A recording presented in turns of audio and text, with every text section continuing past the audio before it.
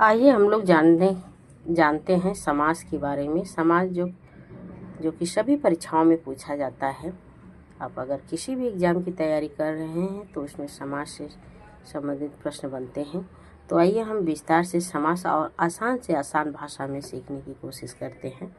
तो सबसे पहले समास किन शब्दों से मिलकर बना है? देखिए, समास शब्द जो है सम, अस और घय प्रत्यय को मिलाकर बना है। ठीक है, सम उपसर्ग है, अस धातु है और घय प्रत्यय है। इससे मिलकर समास बना हुआ है। समास की जो परिभाषा है, अनेक पदानाम एक पदी भवनम समासः, अर्थात अनेक पदों का एक पद हो जाना समास कहलाता है। जब अनेक पद होते हैं, पदों का एक हो जाना समास कहलाता है। सम सनम समास, अर्थात संक्षेपीकरण को समास कहते हैं। संक्षेपीकरण का मतलब है अत्यधिक छोटा से छोटा कर देना ही वह समास कहलाता है। ठीक है, समास का अर्थ है संक्षिप्त, छोटा। जब दो या दो से अधिक पद परस्पर मिलकर नया शब्द बनाते हैं तो उनके बीच की विभक्तियाँ लुप्त हो जाती हैं और बना हुआ शब्द जो है समास कहलाता है। ठीक है, जब दो शब्द दो या दो से अधिक पद होते हैं, शब्द नहीं पद, ठीक है, परस्पर मिलकर एक नया शब्द बनाते हैं तो उनके बीच जो विभक्तियाँ होती हैं वो लुप्त हो जाती हैं, अर्थात छिप जाती हैं, तो हम उसको समास कहते हैं।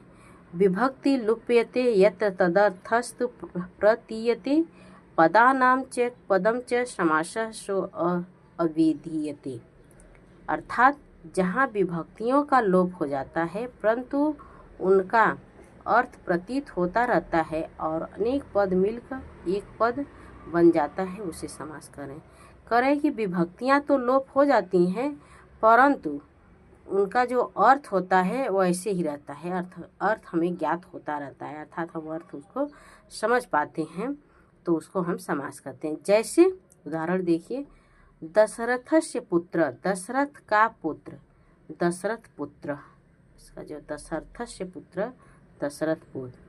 पीतम अम्बरम यस्य स पीताम्बरम, विग्रह क्या होता है? समास हमने देख लिया। आइए आगे अगला जो टॉपिक हमारा है वह है विग्रह। विग्रह किसे कहते हैं? तो वृत्ति अर्थावबोधम वाक्यम विग्रह।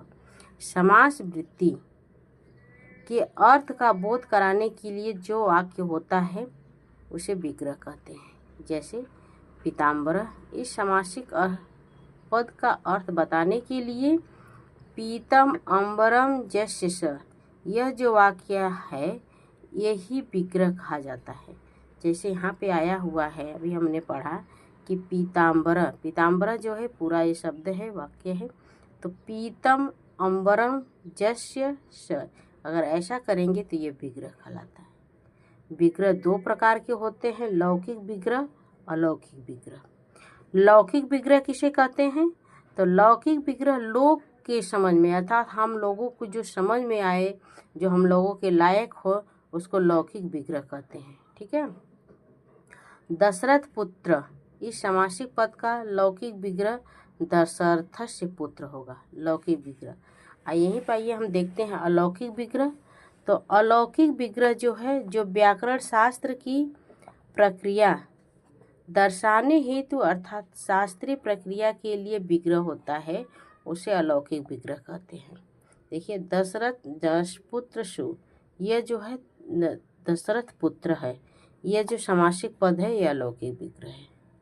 ठीक है, समस्त पद या समासिक पद समास होने पर जो शब्द बनता है उसे समस्त पद कहते हैं।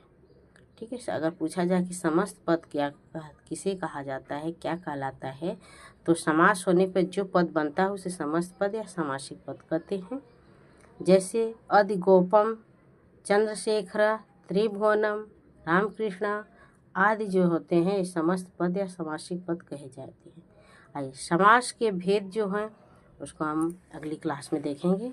लघु सिद्धांत कौमुदी के लेखक जो हैं वरदराज जी हैं, उनके अनुसार समास कितने प्रकार के होते हैं? तो 5 प्रकार के। वो 5 प्रकार कौन कौन से अगली क्लास में देखेंगे। जय हिंद।